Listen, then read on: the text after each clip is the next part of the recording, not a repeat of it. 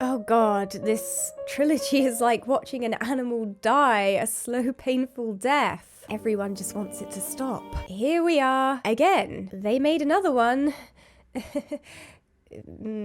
However, they made another one with Aubrey Plaza, my lesbian kryptonite. And that is why I am sat here today, because unfortunately my feelings for that woman are a lot stronger than my disdain for this lesbian film trilogy / stain on cinema. And respectfully, feministly, lesbianly, she looks good in this film. She looked like a devil-may-care heartthrob, and it may have left me pregnant with triplets, which I will name Aubrey Jr., August Jr., and Aubergine Jr. via magical lesbian parasocial conception. If that was a real thing, a lot of us would be in trouble. There would be a lot of middle-aged actresses going bankrupt from child support.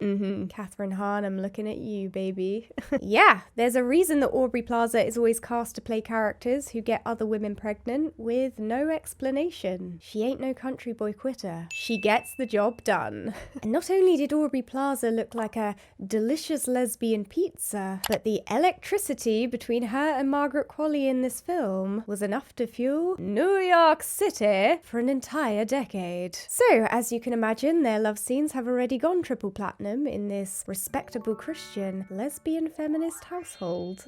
Yeah, I've seen a lot of strong opinions out there about Honey Don't, none of which are positive. But honestly, now I've seen the film, I can say it wasn't quite what I thought it was going to be. Hi guys, welcome to a video, and in today's video, we're just going to be discussing the film Honey Don't. If you're not familiar with this film, it follows small-town private investigator Honey O'Donoghue as she delves into a series of strange deaths tied to a mysterious church. Honey Don't is also the second film in Ethan Coen and Trisha Cook's lesbian B-movie trilogy that no one asked for. Nobody wanted it, but here it is. Now, I suspect that most of you have already watched my review of Drive Away Dolls, aka one of the worst lesbian films I have ever seen here in my time on planet Earth. So you already know my feelings about this cursed trilogy and its nefarious creators. Performative progressive with a lesbian fetish, Ethan Coen, and his self-proclaimed lesbian who is actually a self-loathing bisexual wife, Trisha Cook. And that is what is commonly referred to as the ugly truth. Explains a lot. So, as you can imagine, I went into Honey Don't with my expectations on the floor. And by floor, I mean 7th circle of hell. But I'll be honest, in my opinion, Honey Don't is nowhere near as bad as Drive Away Dolls. Now, don't misunderstand me. I'm not saying it's good. No. I'm just saying it didn't make me regret having the gift of comprehension quite as much. Okay, so the precious few positives of this film are, first of all, as previously mentioned, Aubrey Plaza and Margaret Qualley. Now, women contain multitudes. They are far more than just their looks, their flesh prisons. But sweet gay Jesus eating a biscuit, both of them looked damn fine in this film, which for me personally provided a lot of respite. Aubrey with that hair, in that uniform, in that white shirt. Peggy Schnitzer worked her magic once again. That woman, she always understands the lesbian assignment. Always. And Margaret Qualley is just this beautiful human work of art. She should just go and live in a French art gallery. That's where her kind belongs, you know? Being vapid and talking about looks aside, Plaza is a naturally charismatic and compelling actor to watch. She could eat a biscuit and it would be interesting. So despite the god-awful writing for her character, I actually still enjoyed her performance throughout most of this film. And Qualley brought this cool yet brimming with an intensity just under the surface energy to the character of Honey, which I thought gave her an intriguing edge. And I think for the material that these two actors were given to work with, which was quite obviously limiting, I think Plaza and Qualley did a good enough job, and their acting choices worked for the most part. I've seen a lot of criticism about both Plaza and Qualley's acting in this film, and personally, I think any kind of dip or flatness in their performances were absolutely related to the writing and direction as opposed to their acting choices. Both of their characters were very seriously underdeveloped. The plot was a mess, and at the end of the day, there's only so much actors can do with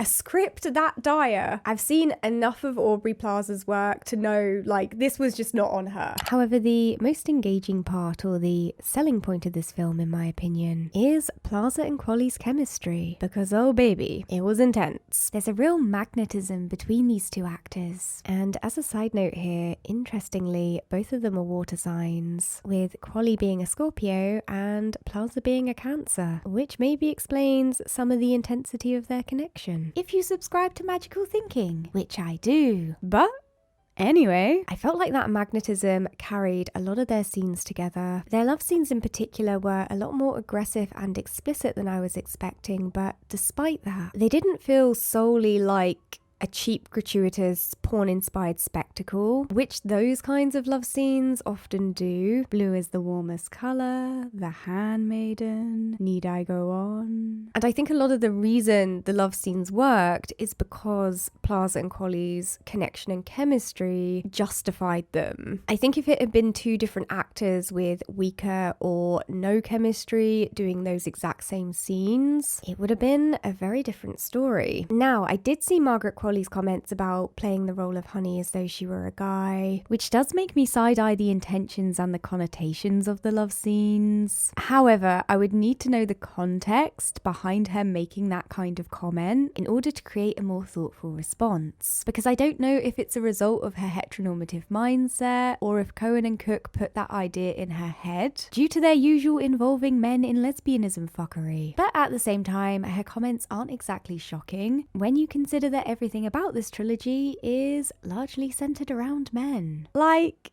come on now. Fork found in kitchen. But in any case, no matter what intentions were behind those scenes, like I said, Plaza and Qualley's intense emotional connection and chemistry did a lot of damage control, in my humble lesbian opinion, of course. I was also amused by the mention of knitting and crocheting during the bar scene, because I too often make jokes about arts and crafts in relation to sapphic arts and crafts. It's a tiny, crazy world, huh? Now, I didn't watch this film for its positive representation, especially given the type of film it is and its origins. But I think it's worth noting that compared to Drive Away Dolls, the way lesbianism is presented in Honey Don't is somewhat of an improvement for the most part. I mean, that's not saying much considering the bar from Drive Away Dolls was in hell. I mean, first and foremost, the narrative and the characters are not tied to an obsession with the phallic. That's where we're at with this trilogy. I'm giving it credit for not tying its narrative and lesbian characters to an obsession with the phallic. I would rather be reviewing a blank wall right now. Okay. I mean, we don't escape the phallic entirely. Of course not. That's crazy talk. But at least it's not the focus this time around, you know? Baby steps. And Honey also repeatedly rebuffs male attention, and, you know, the film makes it clear that enjoying certain equipment has nothing to do with men or an attraction to men. So at least there's that. I mean, the film also taps into the psychotic lesbian who gets her just desserts trope from ye days of old with MG's whole crash out and death. And I have to admit, despite knowing this film just isn't that deep, it did make me uncomfortable, but not because I have an issue with lesbian characters being evil and insane. In fact, unhinged evil lesbians are kind of my thing. Or with lesbian characters dying, so long as their death is not directly connected to reinforcing negative associations around lesbianism, hashtag Hays Code style. It was more because it felt gratuitous and contrived, as opposed to a cohesive and justified part of the story. I mean, it wasn't offensive in any way. There was just something off about it. I don't know. Let me know your thoughts on this down in the comments. I mean, even though Honey Don't, unlike Drive Away Dolls, in my opinion, isn't necessarily offensive with its messaging around lesbianism. In terms of it being a piece of lesbian cinema, it's still very much trash. I mean, it's a lesbian film which contains gratuitous heterosexual scenes, contains a strong presence of male sexuality throughout, and is overtly male-gazy and objectifying in places, which we'll discuss more in a bit. As for the film itself, it was a lot of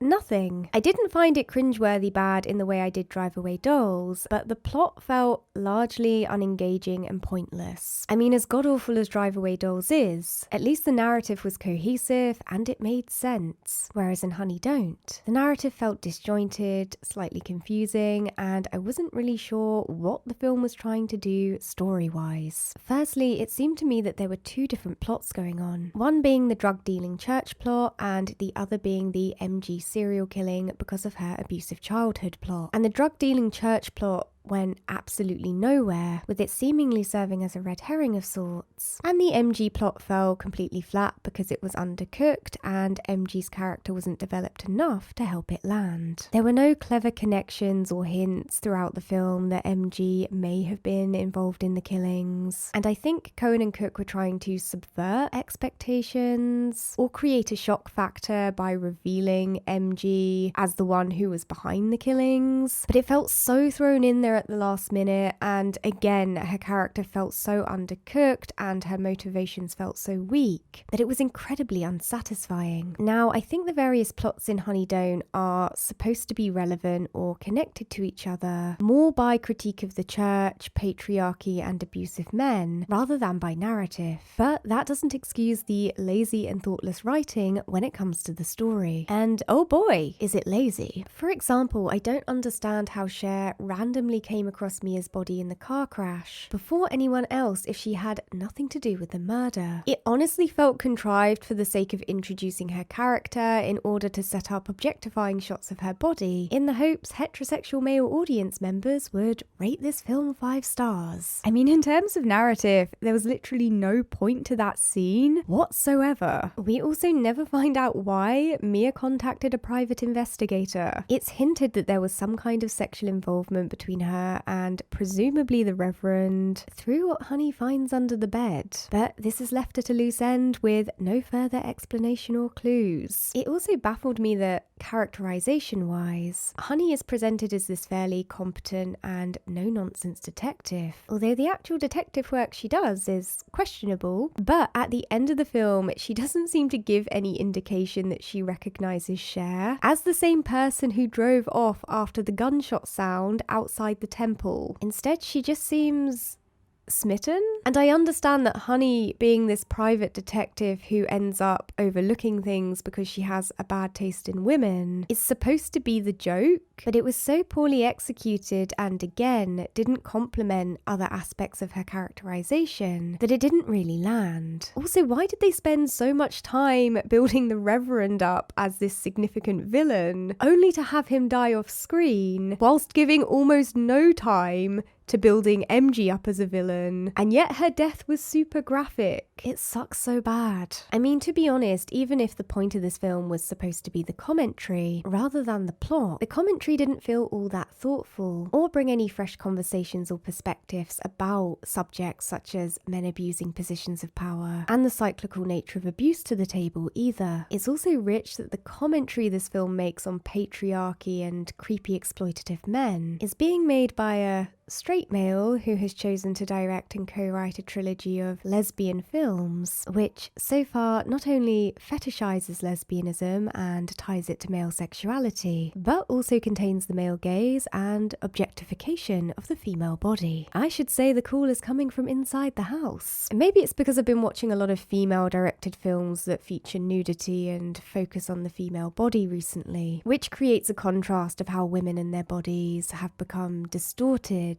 through cinema with male directors. But seeing the way that the female body was presented so glaringly through a male gaze in Honey Don't, with certain shots being overtly objectifying and reducing women to parts and so on, felt jarring for a supposedly progressive film released in 2025. And I know I shouldn't have been surprised by it given everything else about this trilogy, but even still, it felt very out of touch to me. And the most ironic thing about this trilogy, particularly with Honey Don't, is it shapes and presents lesbianism in a way that's appealing to straight male audiences. In fact, in a lot of ways, that's who these films are made for, and yet But going by the reviews, the general consensus seems to be that straight men despise these films just as much as lesbians. I mean, these films pander to male sexuality, and even straight men don't like them. It's quite the achievement. Other than that, I found most of the dialogue throughout this film flat and awkward. I do understand and appreciate dry humour. I just didn't find any of the dialogue or the delivery of it in this film funny. I mean, they couldn't come up with any better comedic material than women menstruate. My God. Similar to Drive Away Dolls, the humour Honey Don't relies on is very juvenile. People having sex, the mention of sex, sex toys, bodily functions, that kind of thing. Which, like I've said before, humour is subjective, so, you know, if that's your thing, cool. It's just not mine. From an artistic standpoint, the film is fine. It's nothing groundbreaking, but it's enjoyable in places. As mentioned earlier, Peggy Schnitzer did a wonderful job with costume design. I wish Peggy a very pleasant evening, and I will say I appreciated the colour palette and the combination of retro and modern aesthetics. It actually reminded me a little bit of Wes Anderson. I mean, I'm sure Honey Don't contains, you know, various cinematic influences and nods. And usually I'd be kind of more interested in kind of delving into that and discussing it. But, you know, when it comes to this trilogy, I just don't care. I mean, the people who made this film clearly don't care about it, so why should I? Overall, Honey Don't is an unfunny, lazy, and pointless piece of work. Who knew? With Aubrey Plaza and Margaret Qualley's on-screen presence and chemistry being its only worthwhile aspect. Oh, and Peggy's costume design. I love you, Peggy. So, if you're a fan of either of those actors, or just a lesbian, this film, and by this film I mean certain scenes, may be relevant to your interests. I mean, there's literally no other reason to see this film, so it's definitely one of those suffer through it for the sake of lesbian science type shifts. Yeah. And the fun doesn't end there, because there's still one more to come. Yeah, there's one more. Okay guys, if you've seen Honey Don't, let me know what you thought of it down in the comments section below. Don't forget to subscribe for instant disappointment, and see you guys soon. Bye.